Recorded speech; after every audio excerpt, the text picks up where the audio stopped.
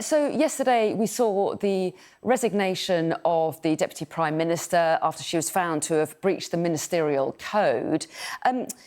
Do you have any regrets over the way this was handled by the government? We saw Keir Starmer coming to her defence when the allegations were made. Instead, do you think there should have been more due diligence over her tax affairs, especially given that this is a government that came in promising honesty, transparency, integrity and accountability? Well, good morning. I mean, exactly that was the promise of Keir Starmer as leader of the opposition coming in as Prime Minister. You have to remember, under Boris Johnson and the Conservatives, there was no ethics advisor. The Prime Minister could decide whether to enforce the ministerial code or not, and he repeatedly didn't against wrongdoing.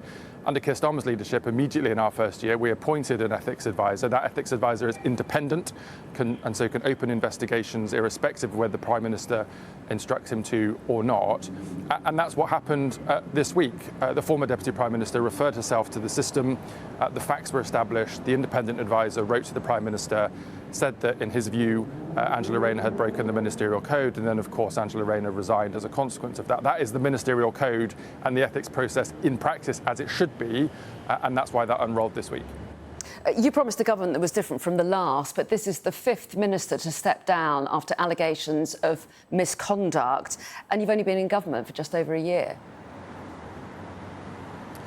Well, look, humans are humans.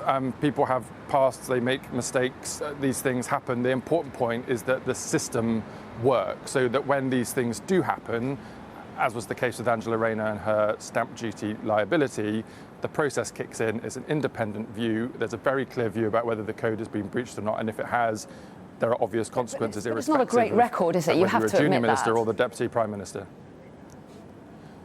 Well, look, as I say, human life is human life, and people can make mistakes, as Angela Rayner said that she did. But irrespective of that, it was a technical breach of the ministerial code, and that's why the Prime Minister was able to do the reshuffle yesterday, following the former Deputy Prime Minister's decision to resign as a consequence. I mean, you've lost a big figure in the party. The Prime Minister has carried out a huge reshuffle after her exit. I mean, this looks like a government in crisis. It looks like you're ripping it all up and starting again. No, so I came into work on Monday after the summer recess. I was put into this new role as Chief Secretary to the Prime Minister. I've been alongside him this week in number 10. And the Prime Minister was very clear on Monday that coming back into this new term, this was the start of the second chapter of the Labour government. The first chapter, the first year, was about dealing with the crises and putting out the fires that we'd inherited from the last Conservative government, which we have done. This is a second chapter where we can now get on with delivery of the promises that we made to the country. And we've been getting on with that this week.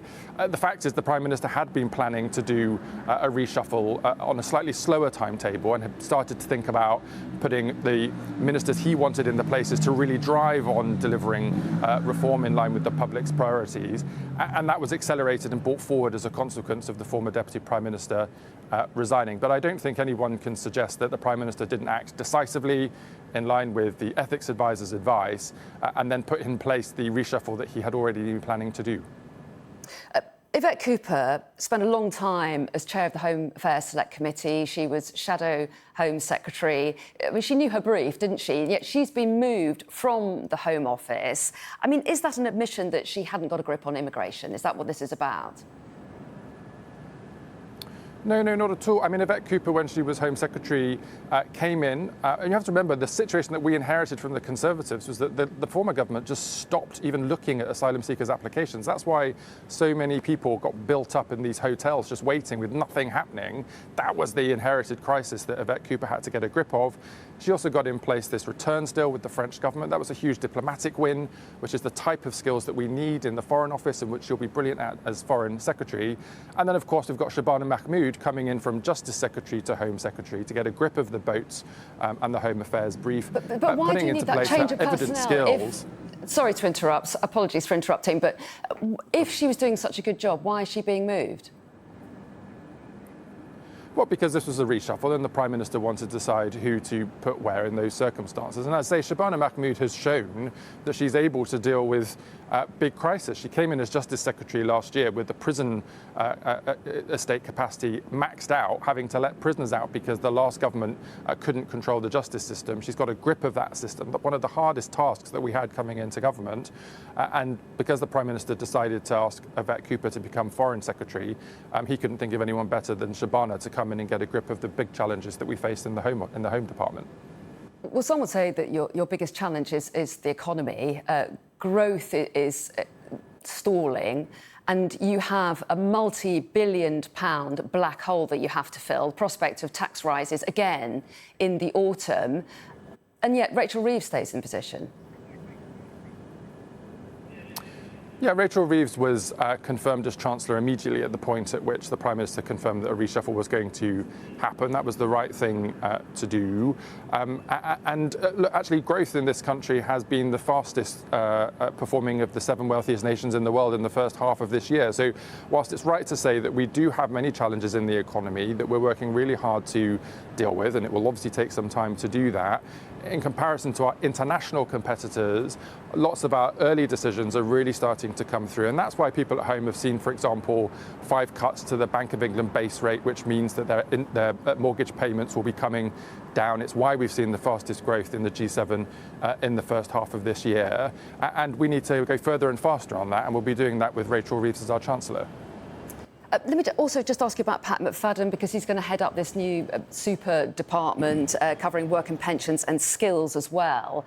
Again, is that a sign that Number 10 feels there's been failings in that area? Is he likely to come in and try again at those welfare reforms?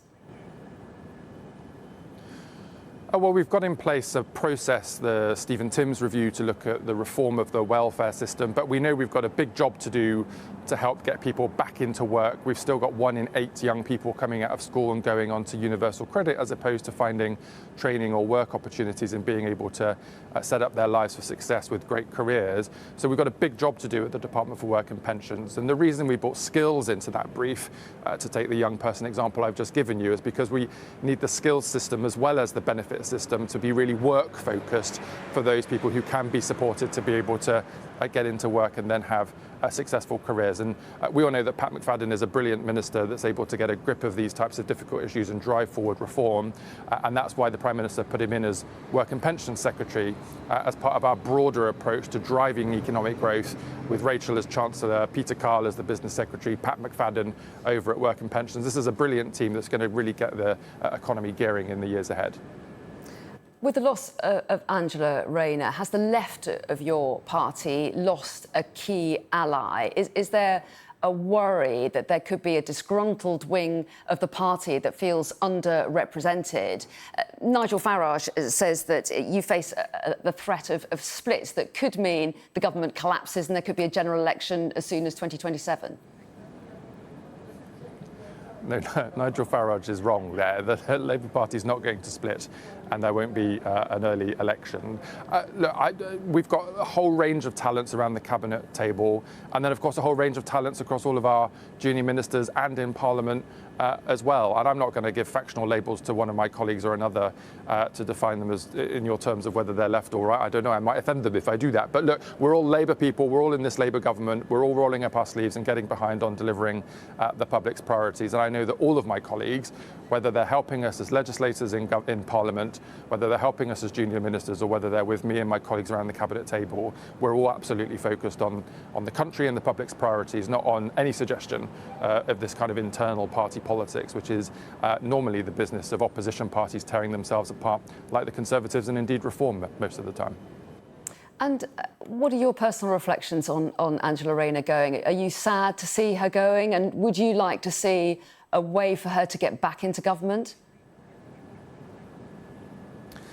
Look, I think we were all sad to see Angela's time as Deputy Prime Minister come to an end in the way that it did. The Prime Minister was very clear about that in his letter to her, and all of us feel that in the Labour Party. As I said yesterday, and I know many of my colleagues said, Angela's story is a Labour story. It's a story of social mobility, that somebody from working class, poor, difficult backgrounds can come right to the top in our country into government as she did as Deputy Prime Minister, and then put into place the reforms that make a real difference to working people, whether it was better rights at work, better pay for low-paid workers, or a kind of revolution in funding and delivery on council housing to give people the security of housing across the country. Those are things that Angela can be rightly proud of, and that we're proud of her for having delivered. But a mistake was made, she breached the code, and that's why she did the right thing and resigned as Deputy Prime Minister this week.